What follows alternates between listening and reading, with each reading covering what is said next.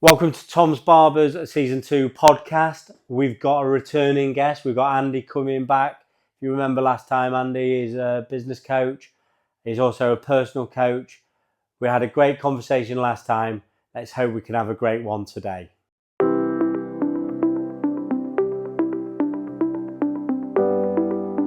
So, Andy, welcome back to the podcast. For anyone who didn't see last season's episode, do you want to introduce yourself and tell people a little bit about yourself? Yeah, certainly. Thanks for having me back. So I'm Andy Nisevic. I founded a company called 1 Degree Training and Coaching. And in very simple terms, we help organisations stop wasting money on leadership interventions that have no impact. So they can get to that root cause of what their problems are. So how's things been since last time you was on?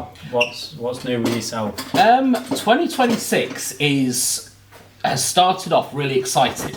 I'm really excited for what's going on this year. So I've changed quite a lot from last year. Last year I was naively just referring to myself as a leadership trainer, a leadership coach, or a leadership development expert. And I think I was just getting myself lost in the noise.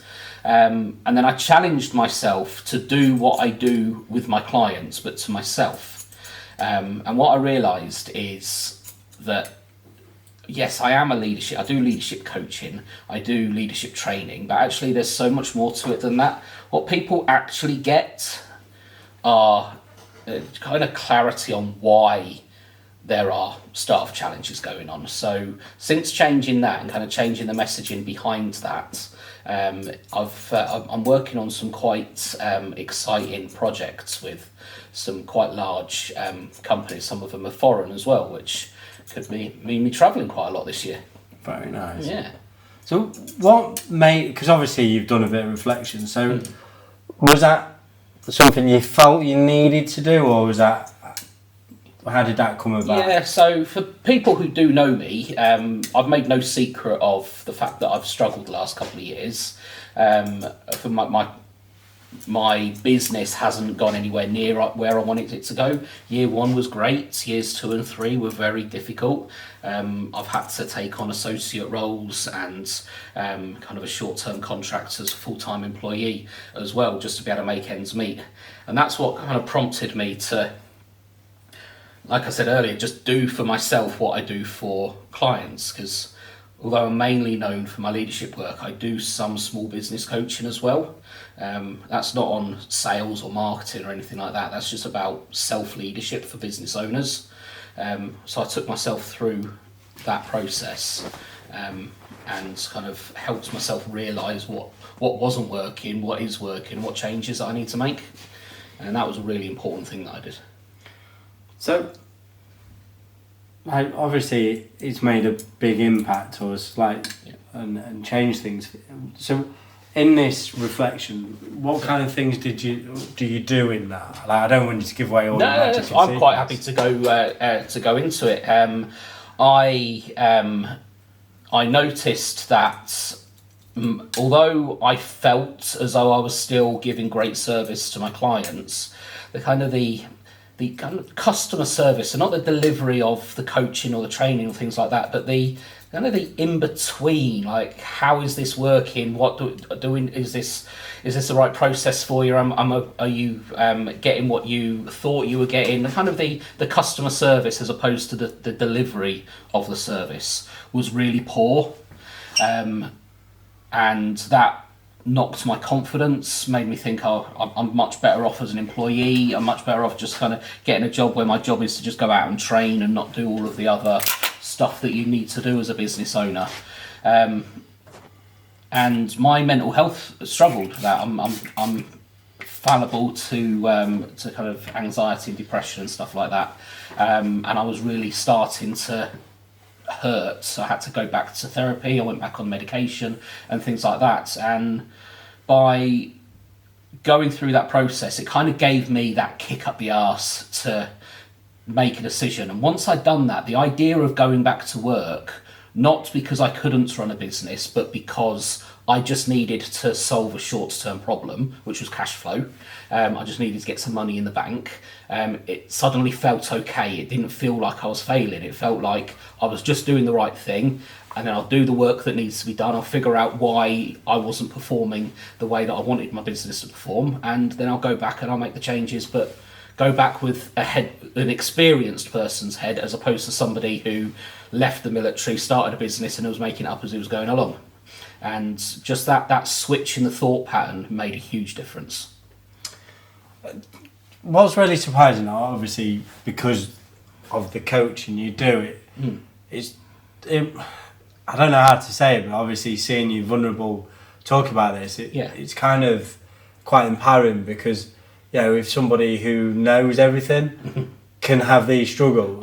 I would if you're ever thinking of going and working with a coach, never ever go to one who thinks they've got everything all figured out, because chances are they're a charlatan.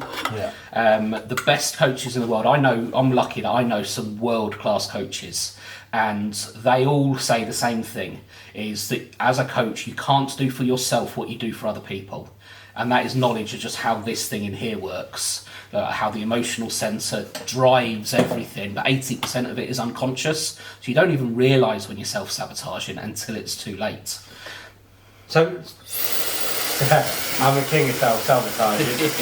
So, like with stuff like that,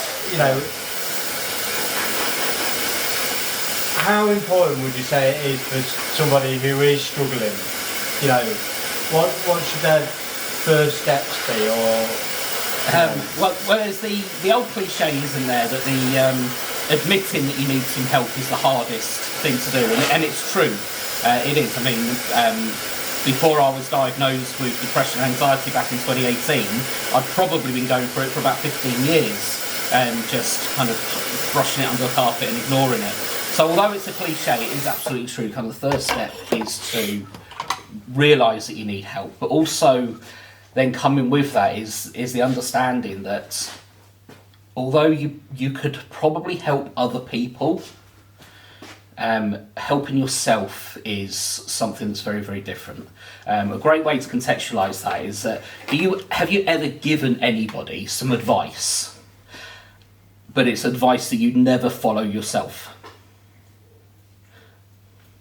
Is that a question to me? Yeah. Probably. Do you know what? Probably not really. I tend to. Yeah, maybe on odd occasions I might.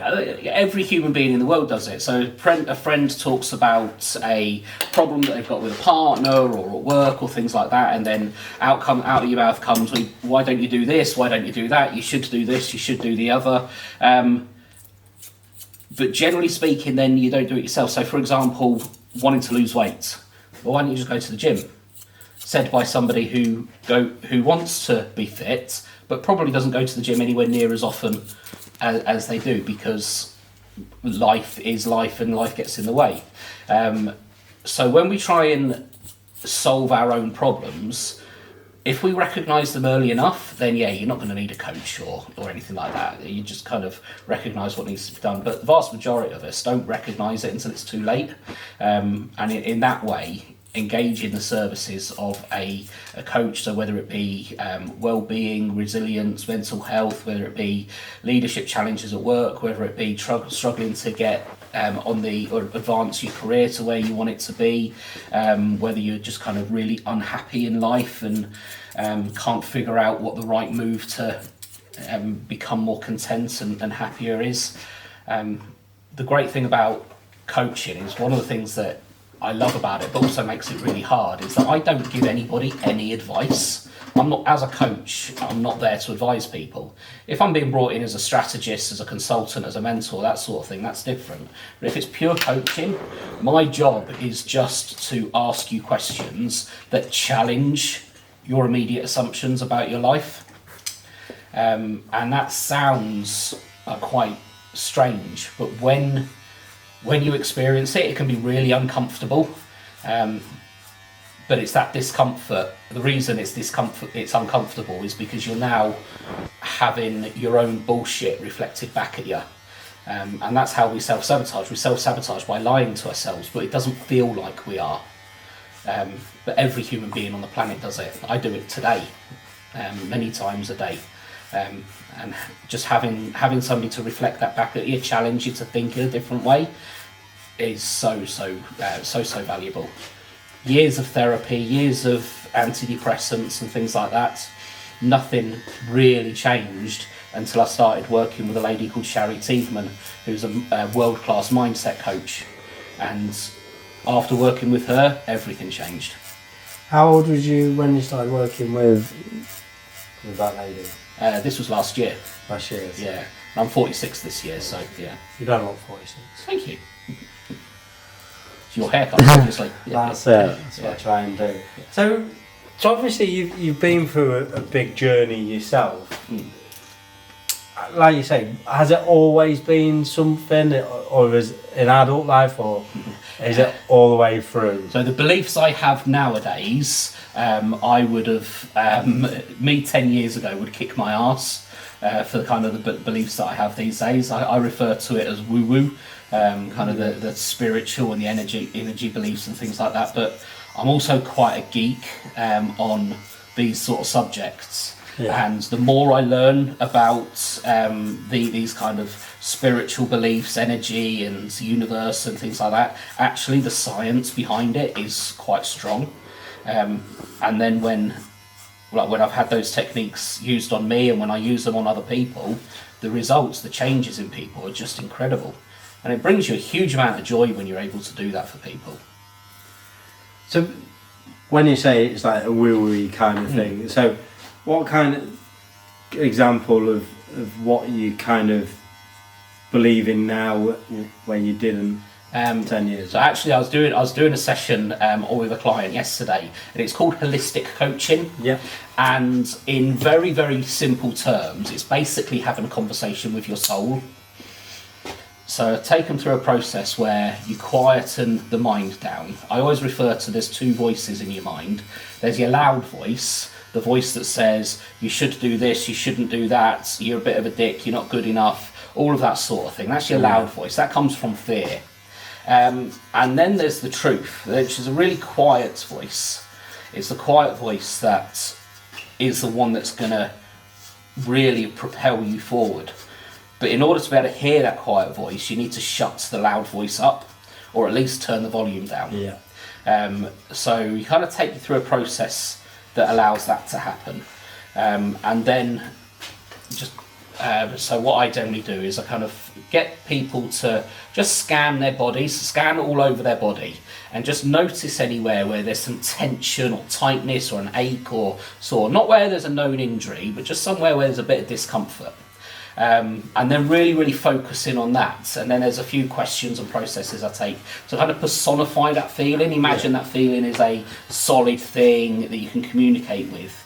And you're not actually communicating with anything, but what you're doing is you're tricking your subconscious mind into thinking that you are talking to somebody. And then the difference in the kind of answers to the questions that you get when you're asking not the person themselves with all their fears and their insecurities and their vulnerabilities, you're asking this kind of hypothetical third person, and the difference in the answers that come out are absolutely incredible.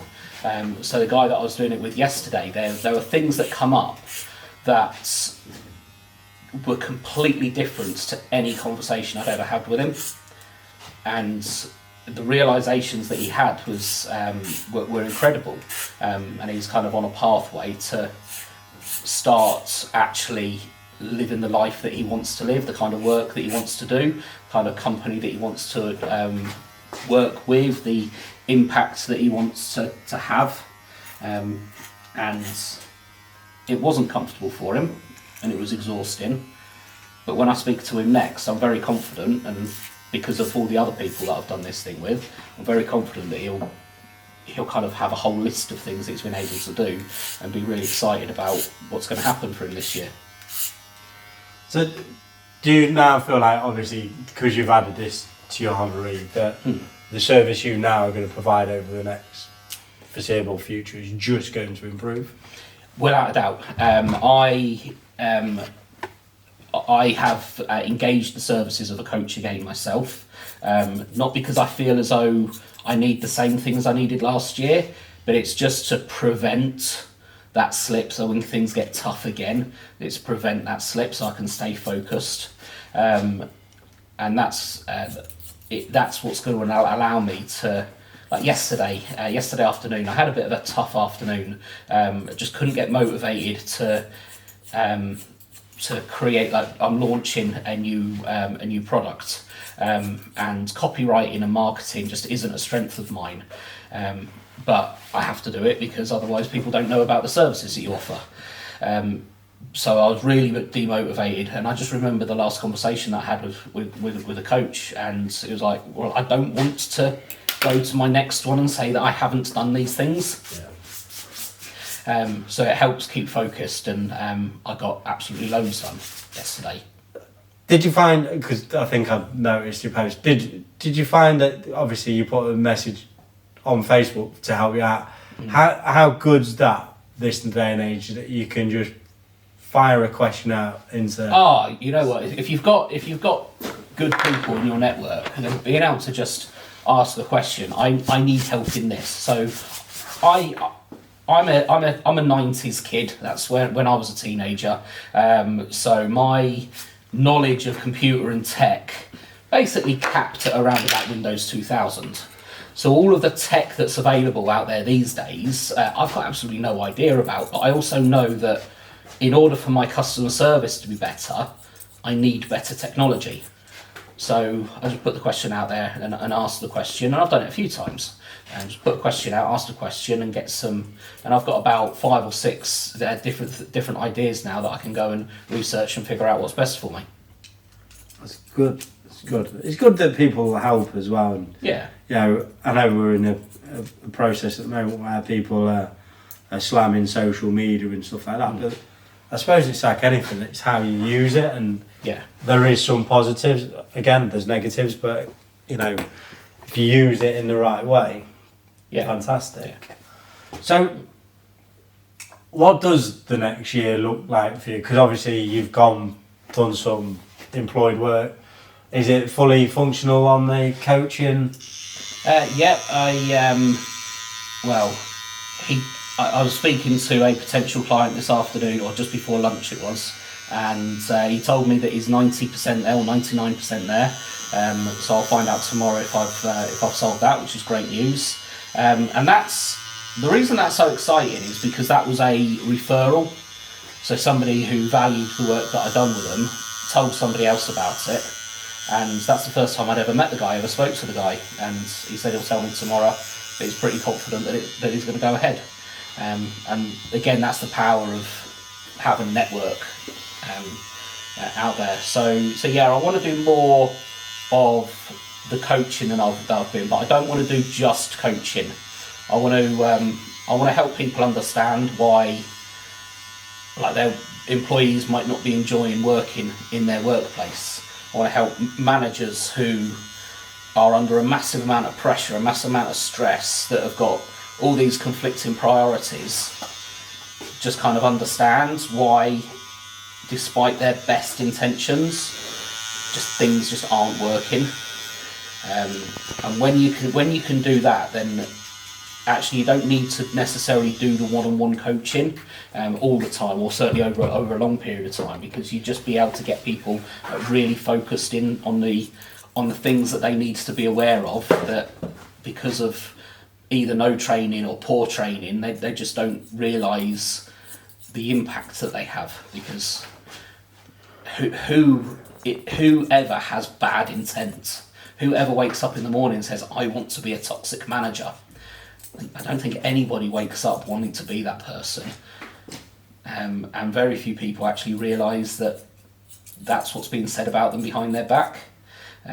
So when we can figure out, right, what is it that's going on, that despite your best of intentions, that people have got this opinion of you, then we can figure out what needs to be changed, and life just becomes so much easier. I think that's really important, though, isn't it? Like you say, no one wakes up or very few people wake up in the morning going, I'm going to be the worst version of myself. But again, like you were saying, you struggle part of the year. I'll be honest, I've found the start of this year really hard. I feel like I've been quite down and not my normal self, and it's hard. That, yeah.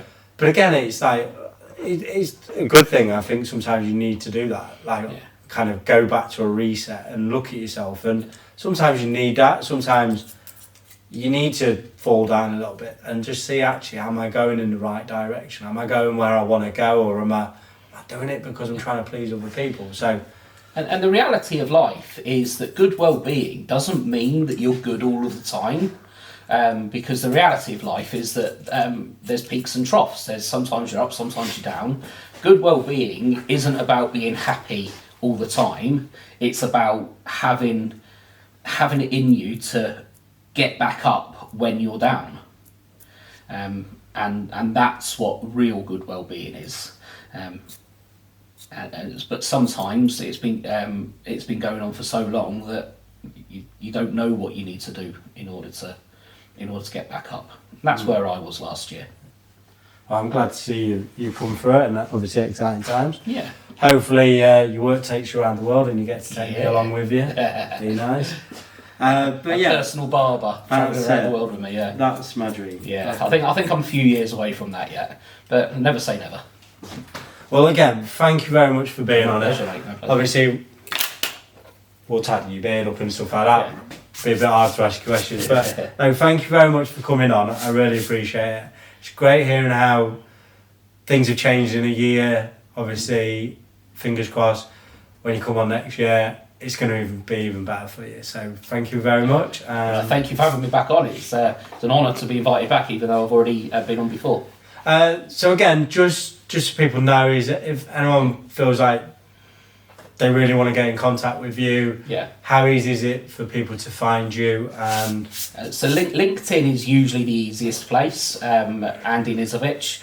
Hopefully you're going to have my name on the things that people can just copy and paste it in. Drop me a message, connect with me. I do all sorts of different work, all sorts of different things, and quite often I'll just have a virtual cup of coffee with somebody, or if they're local, meet up for a coffee, and if there's something just on their mind that they want to just explore, then there's never any fee for those kind of one-offs. People can just come and have a conversation.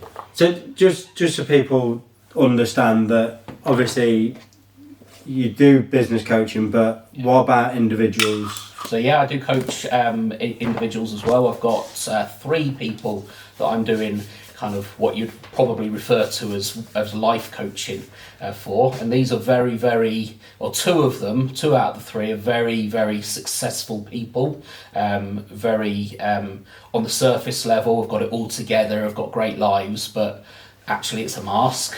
They're pretending, and actually what's going on inside their head is quite painful.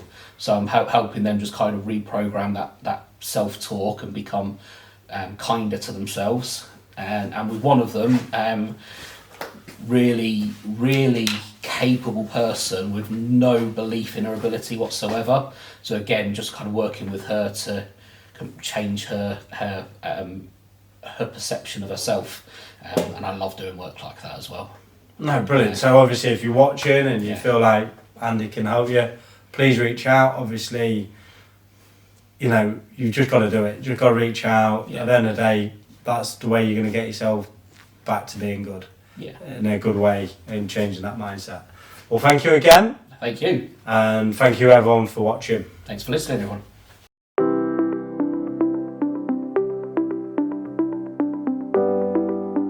Great to see Andy again. Honest to God, I love talking to Andy. Every time we talk, he takes me on a personal journey.